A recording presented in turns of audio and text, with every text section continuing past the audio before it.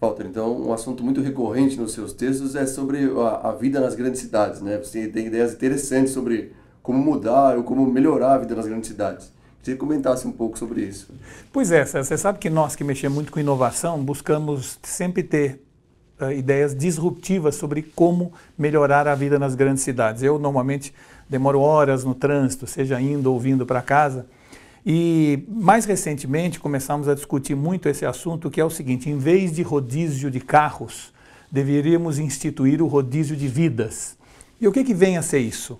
De certa maneira, é impossível alguém conseguir organizar uma cidade onde 15 ou 20 milhões de pessoas saem no mesmo horário de casa e voltam no mesmo horário para casa. Muita gente fala que a solução para os problemas de São Paulo é, por exemplo, o transporte urbano. E a gente vê que Londres, que é uma cidade que tem o melhor metrô do mundo, é um trânsito caótico a ponto de ter que colocar taxas adicionais para a pessoa entrar na cidade com o carro. Nova York, um estacionamento lá custa 80, 100 dólares por dia. O metrô é absolutamente eficiente, no entanto, o trânsito é caótico igual às nossas cidades. Fica claro, portanto, que a solução que estão pensando em encontrar para o problema de trânsito numa cidade como São Paulo, na verdade não é uma solução. O que está acontecendo é que é impossível se organizar 20 milhões de pessoas que saem e voltam no mesmo horário para casa. Por isso, o conceito de rodízio de vidas deveria ser incentivado, não apenas, vamos dizer assim, regulamentado, mas incentivado para que o mundo tivesse essa oportunidade de viver todo mundo melhor.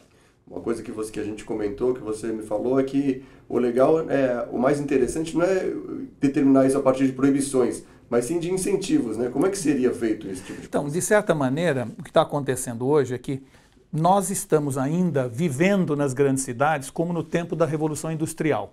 Naquela época, todo mundo tinha que acordar no mesmo horário, ir para a fábrica no mesmo horário e sair no mesmo horário, porque a produção em série exigia que todos estivessem lá no mesmo instante. Ora, o mundo mudou, a tecnologia evoluiu, nós podemos viver, conversar, trabalhar, atuar em diferentes locais, mas nós continuamos pensando da mesma forma que antigamente.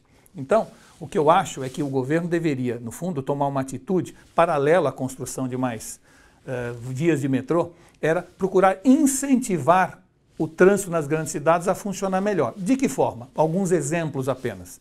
Primeiro, eu acho que os pedágios deveriam custar 50% a menos depois da meia-noite para os caminhões que entrassem na cidade. E não simplesmente você proibir caminhões de circular em determinado horário na marginal, porque eles acabam circulando, não há fiscalização suficiente. Segundo, eu não sei por que nós não instituímos férias seccionando por meses. Por que algumas escolas não tiram em janeiro, outras em fevereiro e outras em março? Sai todo mundo no mesmo mês, as estradas ficam absolutamente lotadas, os resorts cheios e depois ficam batendo lata o resto do ano. Se você pensa que todo mundo começa no mesmo horário a trabalhar e termina no mesmo horário, os restaurantes estão cheios exatamente do meio-dia às 2 e das 6 às 8 da noite. E depois vazios o resto do dia das 24 horas. Mesmo os escritórios, nós estamos no escritório aqui que começa a trabalhar entre 8, 9 e 10 horas e quando é 7, 8 horas da noite termina. Por que a gente não institui o turno durante o dia e o turno durante a noite?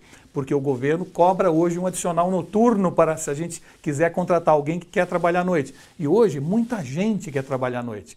Os 95% dos voos são marcados durante o dia, durante a noite e os aeroportos ficam absolutamente vazios. Se a gente cobrasse taxas aeroportuárias mais baratas, provavelmente muitos aviões gostariam ou optariam por sair durante a noite. Então, o que eu acho é que em vez de proibir a minha chapa de voar, de dirigir em determinado dia, eles deveriam incentivar, através de pequenas mudanças legislativas, a possibilidade de pessoas viverem de maneiras diferentes, em horários diferentes. Com isso, a infraestrutura da cidade já seria mais que suficiente para a gente ter uma vida melhor.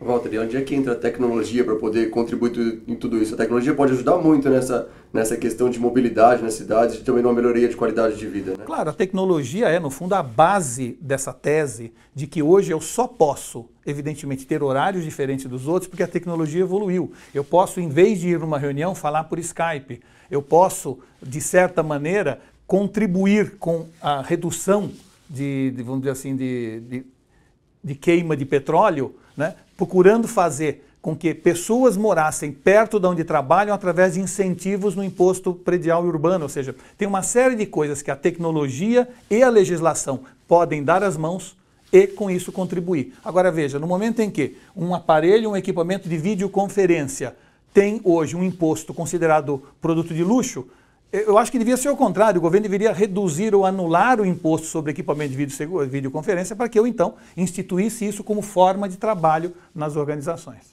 E será que um dia a gente vai conseguir realmente chegar nessa ideia, conseguir viver assim, conseguir melhorar as cidades em vez de investir só em transporte urbano e mais ruas, mais estrada e mais gente na rua? Olha, eu tenho impressão de que sim, porque o que está cada vez mais claro é que nós estamos construindo cada vez mais corredores de ônibus, estamos construindo cada vez mais metrô e o trânsito está piorando. Eu acho que em algum momento, eu acredito que sempre que cadáveres e verdades vêm sempre à tona, basta você sentar na beira do rio. Então, a verdade é, está na hora de alguém quebrar paradigmas, pensar diferente e passar a atuar como gestor das grandes cidades, utilizando toda a tecnologia já disponível, entendendo que nós não estamos mais na época da Revolução Industrial e que as pessoas podem trabalhar, viver em horários, em períodos diferentes e com isso nós teríamos instituído uma vida na cidade muito mais agradável para todos. Que as autoridades te ouçam. Deus queira. Obrigado. Volta de novo. Um abraço.